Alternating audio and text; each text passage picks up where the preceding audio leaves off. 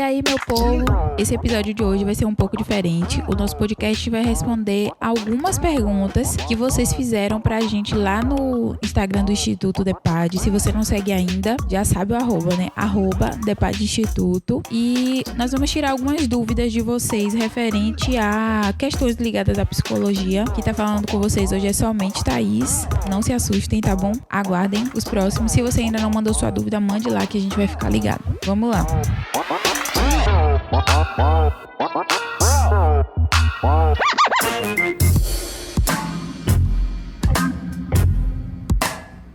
A primeira pergunta de hoje é: a terapia online é a mesma coisa da presencial? E a resposta é sim. Muitas pessoas acham que nós profissionais não conseguimos fazer as mesmas coisas que a gente faz presencialmente de forma online. Gente, a única coisa que a gente não consegue é sentir o calor humano, né? Aquele contato mesmo, que é muito importante do presencial. No momento que eu estou gravando esse podcast, nós estamos vivendo ainda uma pandemia, né? E também não podemos abraçar. Mas as demais coisas, por exemplo, as técnicas que são aplicadas no presencial são aplicadas no online. Nós temos todo o mesmo material que é utilizado com vocês ali. Se for impresso, a gente consegue mandar para vocês em PDF. A gente consegue compartilhar a tela e mostrar para vocês algo que seja específico mesmo, que seja escrito, né, ou digitado, tanto faz. E o tratamento é o mesmo. Inclusive, o meu acompanhamento foi totalmente online. Eu acho que eu só fui presencial, né? Eu já recebi alta, já saí do processo. E quando eu saí, eu ainda senti vontade de ir lá no presencial, mas só que pela questão da logística, que muitas pessoas não conseguem, justamente porque trabalham, muitas vezes é longe do local. Por exemplo, hoje o Instituto DEPAD atende em vários lugares aqui da Bahia, outros estados também. Nós fazemos atendimento no estado de São Paulo, tudo isso de forma online, né? Nós atendemos nos interiores aqui da Bahia, nós atendemos pro lado da linha verde, por exemplo, Arembepe, Jacuípe, que mais? Interior daqui da Bahia, Coité, são muitos, Pojuca, vários mesmo. Então é a mesma coisa assim. Próxima pergunta: a ansiedade normal, sem ser o transtorno, é importante para a vida? E eu vou responder para vocês que sim. A ansiedade, ela nos protege, né? Ela te deixa alerta para as diversas situações que podem acontecer na nossa vida. E, sendo assim, nós entendemos que ela é fundamental para a nossa sobrevivência. Essa é uma ansiedade chamada adaptativa, né? Que é quando, por exemplo, se eu tô diante de uma situação de medo, de estresse, eu começo a ficar ansiosa. O que é essa ansiedade? Meu corpo começa a ter alterações, né? Meus comportamentos, minhas atitudes. Talvez eu comece a ficar ofegante, eu comece a suar muito, eu fico nervosa, eu percebo que tem uma alteração no meu corpo, talvez eu sinta um tremor. Por exemplo, eu tô vendo ali um pitbull, né? Tá passando na rua, muito provavelmente eu particularmente não vou ficar confortável. Eu posso sentir essa ansiedade, esse incômodo, essa inquietação. Ela é adaptativa. Por quê? O que é que eu vou fazer? Atravessar para o outro lado da rua, muito provavelmente, porque quem sabe Deus se vai dar tempo se a gente atravessar, porque às vezes até a pessoa atravessando, se o pitbull vier, ele vai pegar, porque pra mim, na minha cabeça, é assim. Então, essa é a ansiedade que faz você se adaptar às situações que são difíceis pra você saber lidar com elas. E pronto, Tony acabou de perguntar aqui, o nosso co-host, o operador de áudio, perguntou aqui: e como diferenciar, né, a ansiedade adaptativa da ansiedade desadaptativa, que é a ansiedade patológica, que é justamente a ansiedade que nos traz aflições, sofrimentos, né, angústias. Assim, quando a gente vai avaliar um transtorno, nós precisamos identificar duas coisas, que são a intensidade e a frequência. Então, por exemplo, se uma pessoa passou a desenvolver com muita frequência falta de ar, muito suor, às vezes em situações que ela nem está diante de uma exposição, digamos assim, qual é a importância da gente ter o autoconhecimento? É justamente por isso. Porque quando você está diante de uma ansiedade que é comum, que é adaptativa, você consegue perceber se o seu corpo está tendo alguma alteração no autoconhecimento, entendeu? Se você não tem consciência corporal, se você não tem consciência de quem você é, de como você vive, como você convive, né, com você, digamos assim, no seu dia a dia. Por exemplo,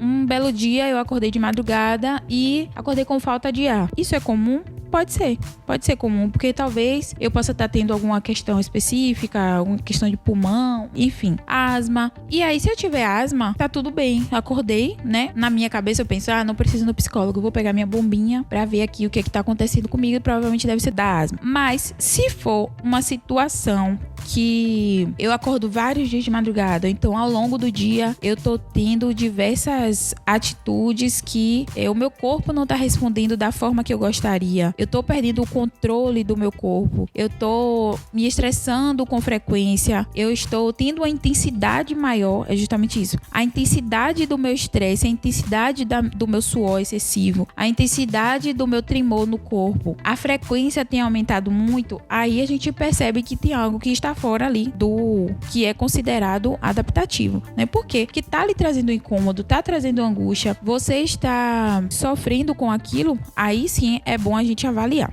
Próxima pergunta. Tenho fobia de avião, mas tenho muita vontade de viajar. Tem tratamento? E aí nós vamos dar essa resposta pra vocês. Gente, a fobia de avião já diz, né? Fobia. Fobia é algo que não é adaptativo. Você tem um comportamento disfuncional diante de uma situação e sim tem tratamento. Um dos que são mais utilizados é a dessensibilização sistemática, né? Que é um tratamento que é uma técnica utilizada que aos poucos o paciente vai identificando os seus comportamentos disfuncionais, vai trabalhando os seus pensamentos automáticos. O que é isso? O paciente ele vai começar a trabalhar o autoconhecimento no nível de perceber os seus pensamentos, né? E a TCC trabalha justamente com isso, né? Que é a forma como você pensa é justamente a forma que você se comporta. Então, se eu olho para aquele avião e aí eu já penso, não, se eu viajar de avião, o avião vai cair, eu vou morrer e tudo de ruim vai acontecer. Entra todo mundo, mas se eu entrar naquele avião, vai cair, né? Geralmente o pensamento do fóbico, da pessoa que tem fobia, é catastrófico. Parece que o mundo tá se acabando e é assim que realmente uma pessoa que tem fobia pensa. Às vezes as pessoas desvalorizam, mas é que nem uma pessoa que tem fobia de barato. É desvalorizado? Porque quem não tem medo consegue pisar com muita naturalidade. Mas quem tem aquele pavor, imagine. Vou falar pra vocês uma coisa. Eu tinha, gente, fobia de formiga. Pense, gente, formiga. Hoje eu não consigo acreditar que eu já tive. Mas eu tive porque quando eu era criança, um amigo do meu primo jogou 2 formigas coladas daquela bem preta. Eu era criança, gente. Dentro da minha camisa de farda do colégio. Voltando, eu nunca vou esquecer. Essas 2 formigas começaram a brigar e mordeu minha barriga toda. Eu fiquei totalmente empolada e criança usa farda por dentro da bermuda, né? Da calça, do que for. Aí eu cresci com essa fobia. O tempo foi passando e eu tinha pavor. Não conseguia nem ver. Hoje eu tenho uma agonia. Mas antes eu tinha um desespero. E aí o tempo foi passando. Aí eu lembro que um dia, ó como são as coisas. Às vezes a palavra dá o sentido, né? As coisas. Como foi que eu perdi? Olha como eu perdi o medo da formiga, de fobia. Eu tava na casa de um amigo, aí o pai dele falou: passou uma formiga na parede atrás de mim. Eu quase morri. Eu tava sentada no sofá, eu quase tive um ataque mesmo. Aí ele pegou e fez assim: oxe, Thaís, você tem medo de formiga? Eu falei: tenho. Aí ele: por quê? Eu expliquei. Ele pegou e me perguntou assim: e você tem medo de elefante? Aí eu peguei e fiz assim: não. Aí ele: e como é que você tem medo da formiga? Aquilo me fez refletir, eu comecei a pensar, né? Eu poderia não me permitir pensar? Poderia carregar a minha fobia ali comigo, mas aquela palavra me deu sentido, eu não precisei da dessensibilização sistemática, dessa vez deu super certo, mas geralmente fobia de avião é muito comum e é ruim porque te impede, né, de viver novas experiências, e essa é a questão, a intensidade da patologia, do transtorno, te impede de, digamos assim, viver algo de bom, você não se importa com isso quando você tem a fobia, você entende que você vive debaixo daquilo ali, você é tomado pelo medo, mas aos poucos, e eu já vi muitos casos de pessoas que quando venceram a fobia, entraram no avião, tiveram aquela taquicardia, né, o coração palpitando e tal, mas só o fato de fazer o tratamento deu o suporte e fez com que a pessoa conseguisse viajar. Isso é fundamental, né, é o paciente conseguir viver, às vezes com aquele medo e conviver, mas enfrentar. Esse é o objetivo do acompanhamento psicológico. Próxima pergunta. Não consigo ler. Tenho TDAH? Gente, pra quem não sabe, o TDAH é o transtorno de déficit de atenção e hiperatividade. E tem que avaliar se traz sofrimento, se traz angústia, como é a intensidade, qual é a frequência. E essa pergunta, né, não consigo ler, tenho TDAH, tem que avaliar. Por quê?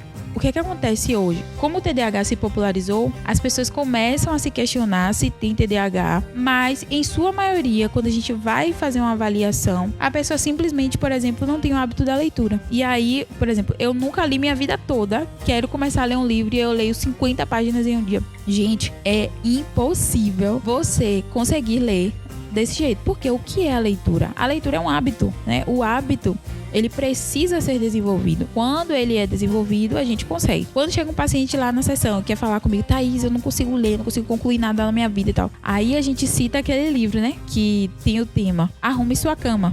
Né? Porque a gente pergunta, você arruma sua cama, por exemplo? Pequenas coisas no dia a dia que vai trazer uma certa disciplina, que vai desenvolver o hábito do ritmo, né? Da disciplina, que realmente não é fácil, gente. A disciplina, ela requer constância, ela requer, digamos assim, um propósito. Você precisa entender. E às vezes a pessoa fica, eu acordei desmotivado. Óbvio, você não entende o propósito para que você está fazendo aquilo. Você não consegue entender para que você vai ler. E aí, por exemplo, uma pessoa quer ler a Bíblia. E aí o que é que acontece? Ela quer começar a ler. Hoje eu vou ler o de Isaías. Isaías tem 66 capítulos. Aí a pessoa não começou a ler nem um versículo por dia, mas quer desenvolver essa leitura de forma brusca. O seu cérebro não vai conseguir assimilar. É impossível, gente. A menos que você seja um super gênio, aí sim. Mas de forma contrária, vou dar uma dica. Se você quer saber se você tem TDAH, primeiro comece você individualmente no seu dia a dia. Acrescentar, por exemplo, o hábito da leitura, né? Que é o que foi perguntado aqui. Leia uma frase por dia. Tente memorizar. No outro dia, 2 frases. Aos poucos mesmo, né? Em algum momento, por exemplo, você vai conseguir ler um capítulo todo da Bíblia ou de qualquer outro livro. Mas ler de vez, você não consegue. É tanto que até a pessoa que tem o hábito da leitura, Tony, gente, é um leitor assíduo. Por exemplo, se você parar de ler um tempo, quando você vai retomar, meio que a pessoa não consegue, porque o cérebro, ele entende que você desacelerou. É como um treino, né? De academia. Gente, se você treina, se você faz alguma atividade física, aí você para, sei lá, 15 dias, 30 dias. Ou não, menos. Quando você retorna, que você quer voltar com o mesmo peso que você já fazia antes, pode ter certeza que ou você vai parar na emergência por muita dor muscular, ou então você vai ficar sentindo muita dor e vai ficar em casa, né? Dos dois, um. Mas você vai sentir, não tem jeito. É assim, gente, que funciona o corpo do ser humano. O cérebro, ele requer treino, assim como o corpo, né? E pra tudo na vida, disciplina. Então, galera, esse foi mais um episódio, um tanto diferente, né? Mas o nosso objetivo foi fazer com que vocês participem cada vez mais ativamente do nosso podcast. Nós ficamos muito felizes com a participação de vocês. Estamos recebendo muitos feedbacks positivos, né? Do trabalho dos meninos, Tony e Carlos, nossos assistentes de áudio, como é? Eles são tudo, gente, tudo. E nós também, enquanto profissionais, ficamos muito felizes em poder estar contribuindo com vocês. Mandem suas perguntas, nós ficaremos ligados lá no Instagram do Instituto DEPAD. Gostamos muito de estar aqui com vocês compartilhando conhecimento. Até a próxima. Tchau, tchau.